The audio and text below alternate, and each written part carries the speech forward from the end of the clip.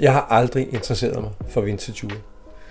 Det er først inden for de sidste par år eller sådan noget lignende, at det er begyndt at gå op for mig, at man faktisk kan få nogle super lækre ure til nogle fornuftige priser, og en del af dem er jo smukke. Da jeg var lidt yngre, der synes jeg, at vintage-ure, det var noget ældre mænd, de gik med. Så kan man så diskutere, om det er fordi, jeg er blevet en ældre mand, eller om man i virkeligheden bare ændrer smag med tiden. I dag der har jeg 4 vintage-ure. Jeg har for nylig lige købt 2, som jeg har addet til kollektionen. Og et har jeg fået af min kæreste i fødselsdagsgave, og jamen jeg har helt ændret holdning til vintage-ure i det hele taget. Prøv at se med her.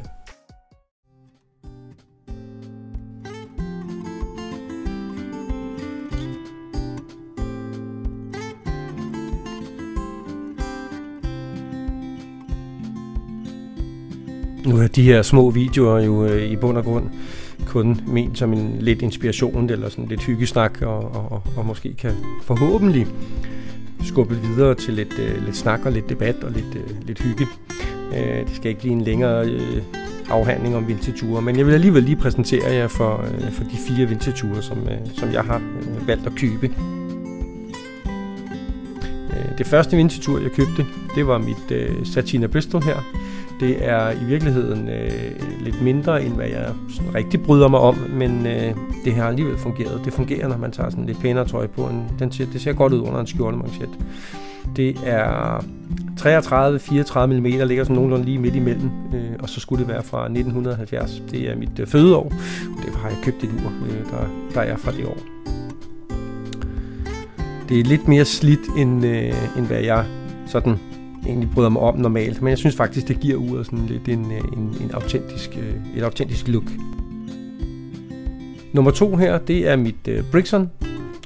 Brixton er et dansk mærke, Swiss made, men om ikke andet, så er stadigvæk dansk.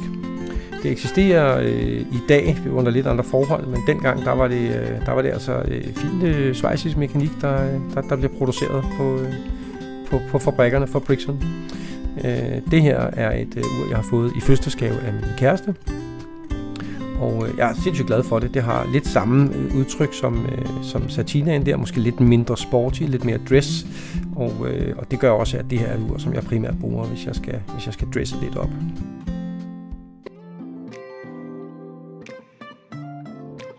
Ind fra højre, her for et par dage siden, fandt jeg et par stykker mere. Det her er et Ternan. Det er et svensk mærke. Ternan hedder det vel så i virkeligheden.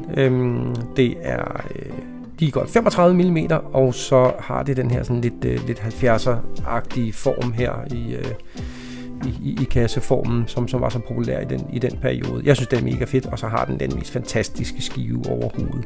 Ternan, som sagt svensk mærke, de importerede ure, kasser og så videre fra Schweiz, og så producerede de selv deres egne skiver til. Meget lækkert ur. Jeg fik det til en meget fornuftig pris. Jeg kunne faktisk ikke sige nej. Her købte jeg samtidig mit Lanco. Lanco har været på markedet sådan on and off, startede i slutningen af 50'erne, og så udgik de i starten sådan, af 70'erne, kom så tilbage igen og udgik så igen i slutningen af 70'erne eller 80'erne, jeg kan faktisk ikke huske det helt.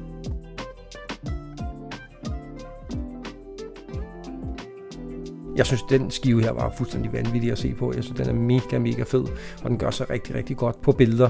Fælles for Lancoen og Ternaen her er jo, at den kassen her igen har sådan lidt en turtleform. Den her er så lidt større, den er 37,5 mm har jeg målt mig frem til. Og det er også en ting, som gør, at jeg tænker, at den er sådan nok er nærmere sådan start 70'erne end noget andet.